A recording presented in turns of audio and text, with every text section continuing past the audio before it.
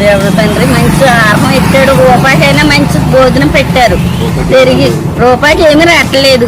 కూర 100 రూపాయలు ఇచ్చినా కూర రావట్లేదు. మంచి భోజనం మాకు అందరికీ సరిపెట్టినారండి బాబు. నేను అన్నారండి బాబు. రూపాయికి ఏమి రాని రోజుల్లో మరి రూపాయికి భోజనం పెట్టి మా పేదలను ఆదుకోవడం చాలా సంతోషకరమైన విషయం అండి. కృష్ణారావు గారికి మా ధన్యవాదాలు. చాలా తృప్తిగా ఉన్న మాట్లాడలేని వాళ్ళు. రూపాయి భోజనానికి 2 కూరగాయలు, పెరుగు, సాంబార్తో తెల్లారితో శుభ్రంగా భోజనం చేస్తున్నాం. 1 రూపాయి.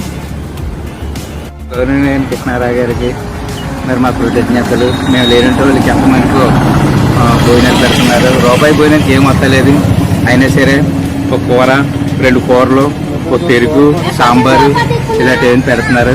మేము లేనంటే వాళ్ళు ముసలి కూడా లేనంటే వాళ్ళు కూడా ఈ ఆహారానికి ప్రతిరోజు కూడా కాపలాగా కూర్చొని తింటున్నామండి. కృష్ణారావు గారికి మరి వారికి వారి కుటుంబానికి అందరూ కూడా మరి దేవుడు ఆశీర్వదించిన గారు. మాది బయట ఊరండి, వేరే ఊరు కొమరగిరి అండి. చాలా దూరం నుంచి వస్తున్నామండి. ఇప్పుడు ఏంటంటే ఇప్పుడు బయట హోటల్లో తినాలంటే చాలా టూ మచ్ కాస్ట్. అదే ఇక్కడ కృష్ణారావు గారి దయ వల్ల ఈ 1 రూపాయికి భోజనం పెట్టి చాలా మంచి పని చేస్తారు. మా నాలాంటి వాళ్ళు చాలామంది చాలా హెల్ప్ఫుల్గా ఫీల్ అవుతున్నాం. దానికి ధన్యవాదాలు. బాగుందండి. రూపాయికి భోజనం బాగానే ఉందండి. సాంబార్, 2 రకాల కూరలు చాలా బాగున్నాయండి. అదే పెడితే చాలా బాగుంది.